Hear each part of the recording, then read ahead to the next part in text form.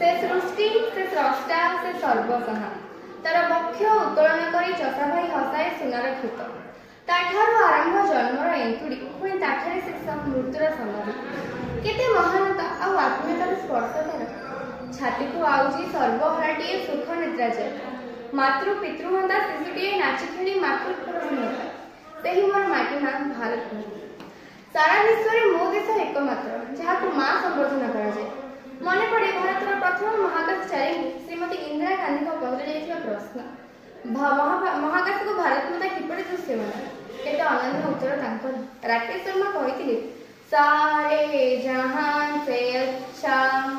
हिंदुस्तान हमारा सारे जहां से अच्छा नागरिकर नगर परिक्रमार विशेष सामाजिक सांस्कृतिक तथा मानविक अनुभूति ख्याति संपन्न व्यक्तिविशेष सम्माननीय सभापति महोदय चरणविंदे सभक्ति प्रणाम कर गीता भागवत कुरान बाइबल आदि पवित्र धर्मग्रंथर पृष्ठाचिरी धरापृष्ठरे आशीर्वाद बैतरणी सृष्टि करिबारे समर्थ थिबा समस्त आदर्श अतिथि महाशय को मोर हृदय गंगार प्रणाम शत शत प्रणाम अगभीर समुद्रर गभीरता अनंत आकाशर विशाल कक्षर दैर्घ्य प्रस्तर माप सबुज पृथ्वीर ढोल ढोल पुष्पराजी निरंतर झरणार कण कण नाक पक्षी और काकणीर सहानाई रे स्फुरित मुख्य वक्ता महोदय को मोर प्रणाम प्रभु श्री गणेश देवी सरस्वती करकमल स्पर्श शोणित विज्ञ ज्ञानी तथा विज्ञान स्पर्धा मंडन करुवा देवदूत तथा विद्यादूत रूपक मोर पूज्य महनीय महनीय शिक्षक शिक्षयित्री वृंद भारत मातार माटीर महकरे भारत मातार कानी मुह और हाथ पोछुवा आज शिशु कालीर नागरिक स्वप्न विभर छात्र छात्री मानू आज पवित्र दिवस अवसर में शत शत बधाई जनाऊँगी आम चतुर्पार्श्व रहुवा समस्त परिवेश परिवेष्टनी मानू आज पवित्र दिवस अवसर में हृदय स्वागत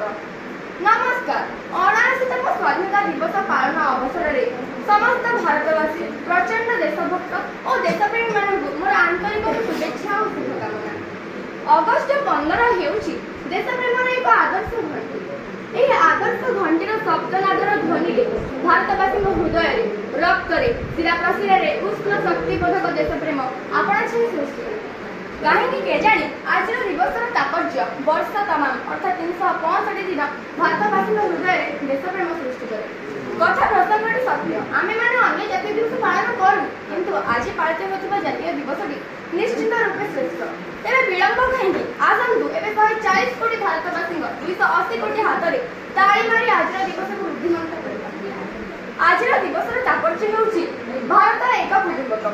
विविधता मध्य एकता हेउछि स्वाधीनता दिवस मूल मंत्र जाति धर्म वर्ण और भाषा भित्ति अखंड भारत स्वाधीनता दिवस मूल मंत्र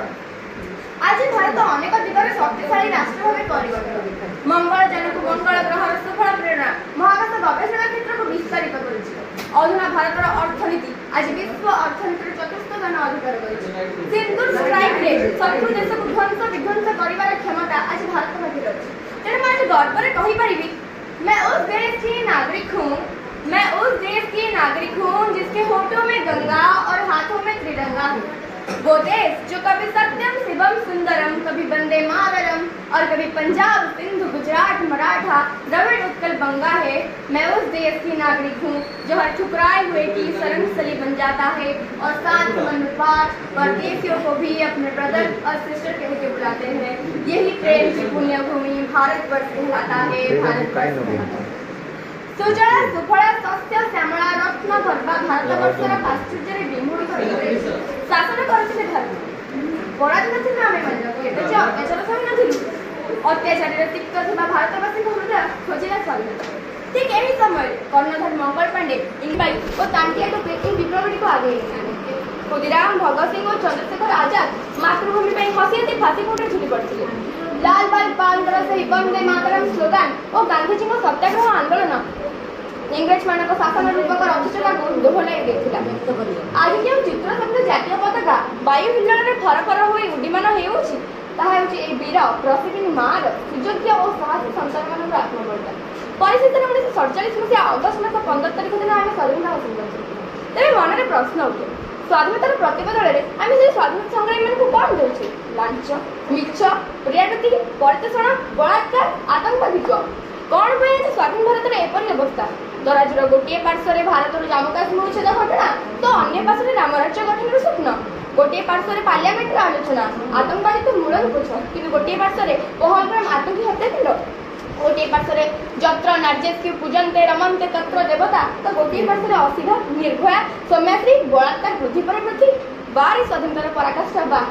ଯେଉଁ ତ୍ରିରଙ୍ଗା ଆମ ଭାରତର ଗର୍ବ ଓ ଗୌରବ, ସେଇ ତ୍ରିରଙ୍ଗା ଆଜି ଭାରତକୁ ପ୍ରଶ୍ନ କରୁଛି, କ'ଣ ପାଇଁ ମୁଁ ଆଜି ଗଗନର ପବନରେ ଉଡ଼ିବା ଠାରୁ ଅଧିକ କବର ହୋଇ ମାଟି ତଳେ ପୋତା ଯାଉଛି? ଗୋଟେ ଶହୀଦର ବୁଢ଼ୀମା ପ୍ରଶ୍ନ କରୁଛି,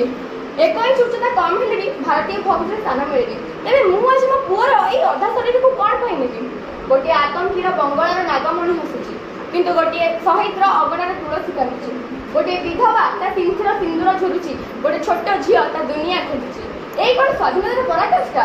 ସ୍ୱାଧୀନତାର ମାନେ କ'ଣ କେବଳ ନିଜ ଇଚ୍ଛାରେ କାମ କରିବା? ଆମେ କ'ଣ ପ୍ରକୃତ ସ୍ୱାଧୀନତା ହାସଲ କରିପାରିଛେ?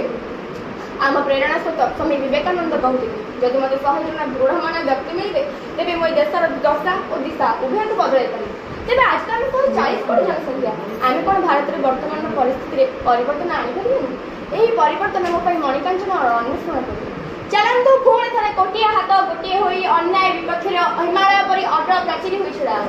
ଦେଖିବା କେମିତି ପରିବର୍ତ୍ତନ ଆସିବନି। ଚାଲନ୍ତୁ ନା ପୁଣି ଥରେ ସେଇ ଗାନ୍ଧୀଜୀଙ୍କ ରାମରାଜ୍ୟକୁ ଘଡ଼ି ତୋଳିବା, ଯେଉଁଠି ଥିବ ସୁଖ, ଶାନ୍ତି ଓ ସମୃଦ୍ଧି। ମୁଁ ମନୀଷା ଆଜିର ମଣିକାଞ୍ଚନର ଅନ୍ୱେଷଣରେ ସାମ୍ୟକ ପୂର୍ଣ୍ଣଚ୍ଛେଦ ପକାଇ ମୋର ଉପସ୍ଥାପନାକୁ ସମାପ୍ତ କରୁଛି। ଉପସ୍ଥିତ ମହାମହିମଙ୍କୁ ବିନମ୍ର ପ୍ରାର୍ଥନା, ଯଦି ମୋର ଉପସ୍ଥାପନାରେ କିଛି ତ୍ରୁଟି ଥାଏ ତେବେ କ୍ଷମା ଦେବେ। ଜୟ ହିନ୍ଦ।